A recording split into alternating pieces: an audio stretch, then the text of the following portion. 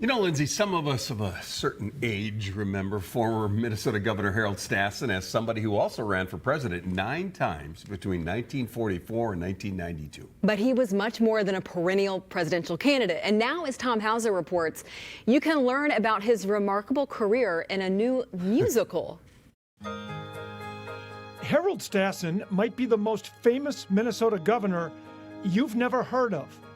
Elected in 1938 at age 31, resigning after being re-elected in 1942 to join the fight in World War II, ending up on the cover of Time magazine in 1947.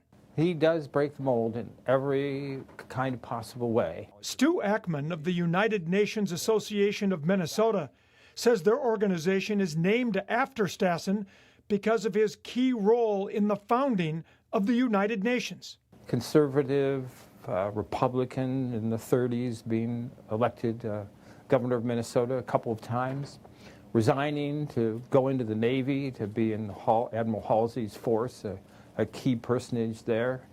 FDR heard Stassen's speeches on internationalism and the need for a UN and asked him to be a delegate to the UN conference. In fact, Stassen is among the founders of the United Nations. There were 7 delegates, official delegates from the United States to the convention, and as such, he was one of the signers of the charter. The trailblazing Stassen is breaking the mold in a new way 22 years after his death. I will be someone that you must remember. He's the focus of a musical at the Minnesota History Theater, The Boy Wonder.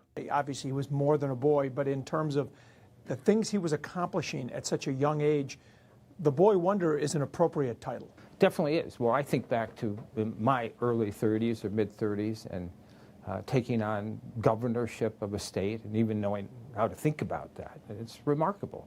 I mean, he was seen as a leader. And now you can learn more about Stassen through this musical tribute. Tom Hauser, 5 Eyewitness News. And what would he think? How fascinating.